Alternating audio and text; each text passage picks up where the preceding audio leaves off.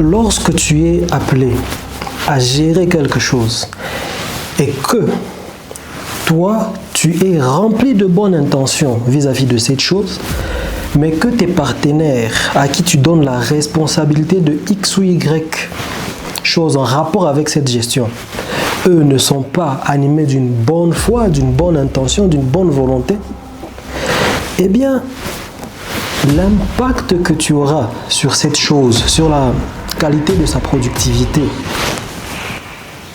sera tel que les gens te regarderont et diront celui-là c'est un incapable, c'est un incompétent.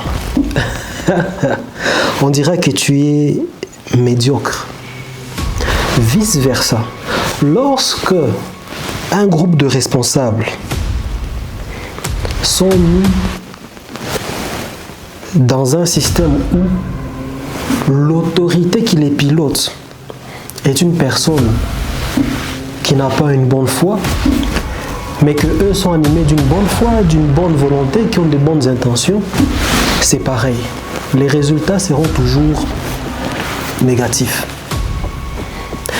Pour dire que lorsqu'il est question de la gestion d'une chose qui implique l'apport en effort physique, moral et intellectuel de plusieurs personnes, il y a toujours un problème en rapport avec l'intention et l'action et l'alignement qu'il y a entre les deux, et aussi quelque chose d'autre qui est en rapport avec le désir d'excellence que les personnes impliquées dans tout ça vont être appelées à faire preuve dans la gestion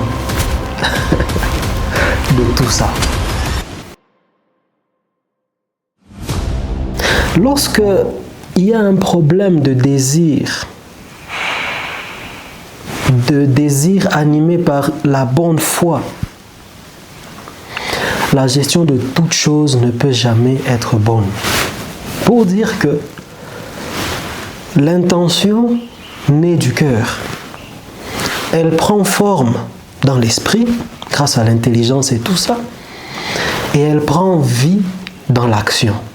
Ok, mais si là où elle prend sa source, si au niveau de la nature sentimentale de la personne qui fait preuve de cette intention est une nature négative, la forme qu'elle va prendre au niveau de la conception de comment les actions à exercer vont être, cette forme sera négative.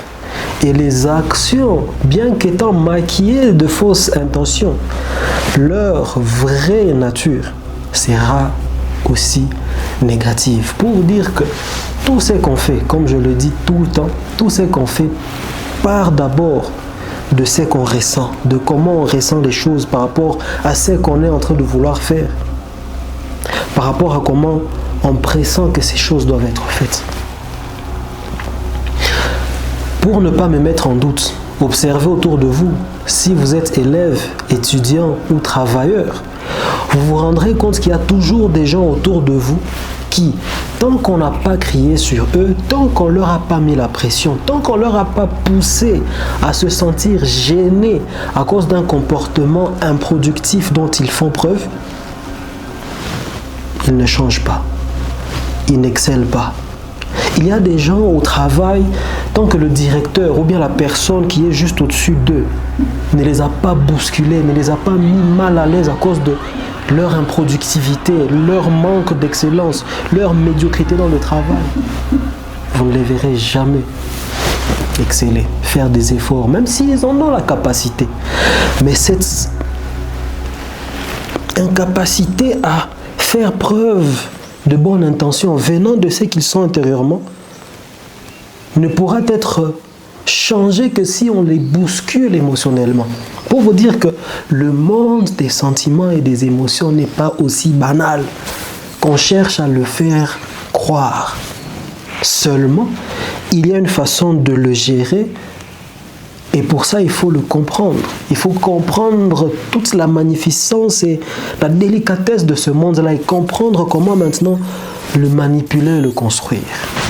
Et ce, pour tout le monde qui aspire à être excellent dans sa manière de vivre, dans sa manière de délivrer à tous les endroits où on attend quelque chose de lui. Entoure-toi des personnes qui ont un impact positif sur tout ce que tu es émotionnellement et sentimentalement. Tu en as besoin pour être brillant dans ta façon de vivre. Et évite au maximum d'avoir des contacts trop prolongés avec les personnes qui vont mettre en toi des choses qui vont donner naissance à des mécanismes émotionnels et sentimentaux négatifs. C'est très important que tu sois une autorité politique, que tu sois le directeur général d'une entreprise ou que tu sois la personne qui a la responsabilité la plus basse dans une structure. Que tu sois la personne appelée à faire la propriété. Donc toi, tu ne donnes d'ordre à personne. Tu ne fais qu'en recevoir. Sache que toi aussi, tu as ta responsabilité à ton niveau.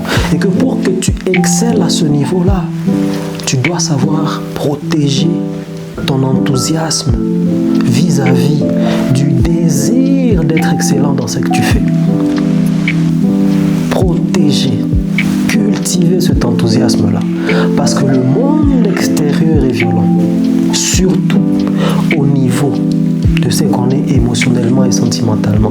On ne vit pas dans un monde où les gens sont éduqués pour ces choses-là. Les gens s'agressent et prennent plaisir à le faire sans se rendre compte de l'impact que cela peut avoir sur ceux qui n'ont pas été formés pour se protéger, pour fabriquer une coque solide et protectrice au niveau de leur enthousiasme vis-à-vis de vouloir avoir cette expression brillante dans tout ce qu'ils sont appelés à faire dans leur vie de chaque jour. Élève, ok.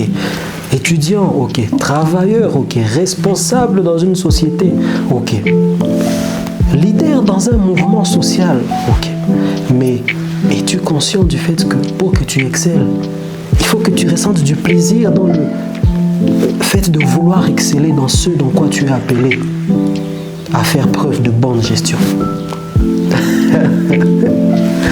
Je vais vous fatiguer avec cette histoire parce que je sais combien elle est importante et combien son impact dans vos vies est primordial.